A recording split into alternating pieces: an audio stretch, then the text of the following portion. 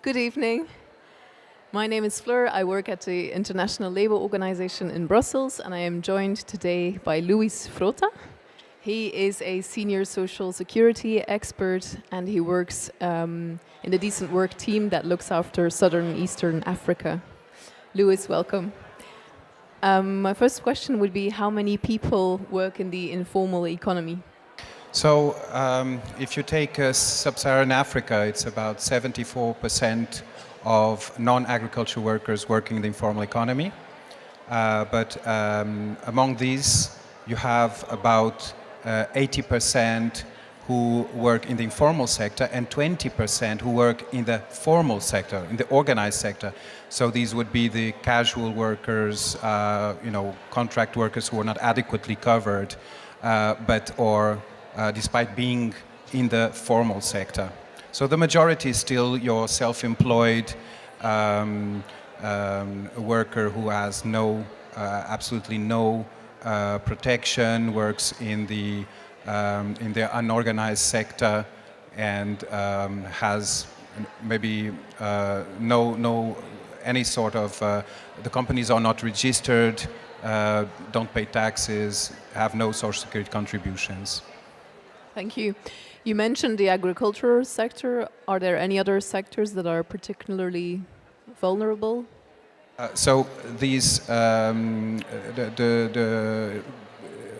usually you find among the informal sector sectors such as the trade, transport, but increasingly you see also increasing marginalization and vulnerabilities in what used to be formal modern sectors, but increasing informalization because of sort of outsourcing and increasing precarious links to the labor market through all sorts of cascading of responsibilities to third parties. And so this is becoming, even in Africa, a subject of concern. Okay, thank you. How do you think the SDGs can contribute to people moving into decent work, into decent jobs? So there are a number of SDGs that contribute to decent jobs, which for the ILO are jobs that provide employment, sufficient employment with social protection, social dialogue, and respect of labor standards, core labor standards such as prevention of child labor and other core fundamental rights at work. So the first one is obviously the objective number one. The target 1.3 is to provide comprehensive social protection for all, including social protection floors. So this should contribute definitely to reduction and minimization of poverty. And indicators should be defined nationally, and national strategies need to be developed when there are none. A number of countries are developing such strategies or policies, including with the support of UN partners. There are UN partners at the national level advising governments to develop such policies for extending social protection to meet the SDG goals. So it's a motivation, and you've got also the ability, once you have a statistic and indicator framework to measure progress, I'm sure member states will be able to compare the progress over time and compare experiences between countries to see how countries have and why countries have made more progress than others. I think it will be helpful.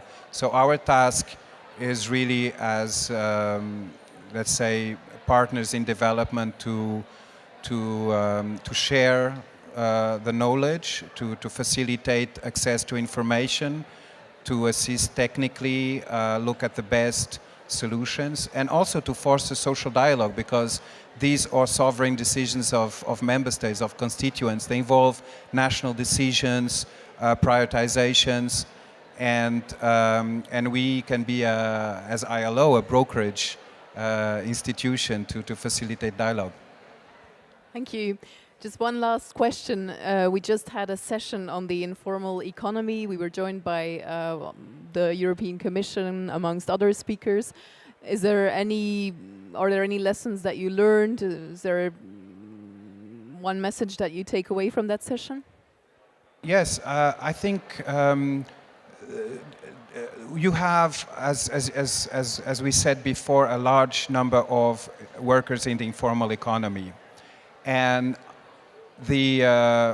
what we realize is that there are not many projects, not many interventions dealing with transition to the formal economy, actually.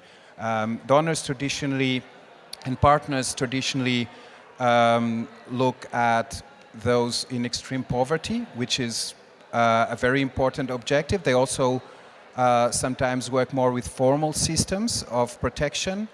But those who are in the informal economy don't benefit. And when I'm talking about social protection, the same holds for example, mechanisms for VET, skills, enhancing skills. The informal economy workers, which constitute the majority, are not adequately covered by public measures.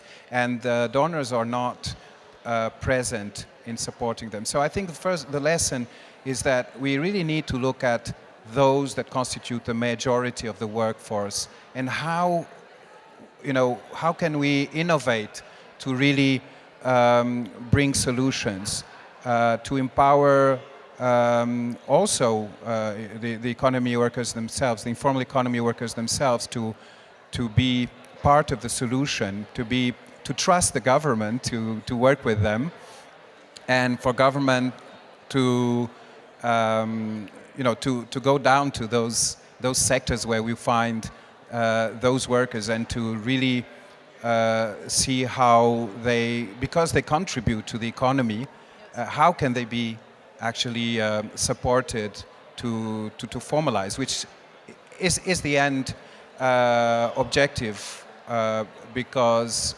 once they are recognized, they are properly registered, they can benefit from a lot of measures that are available to the common citizen. Thank you very much, Luis. Thanks so much.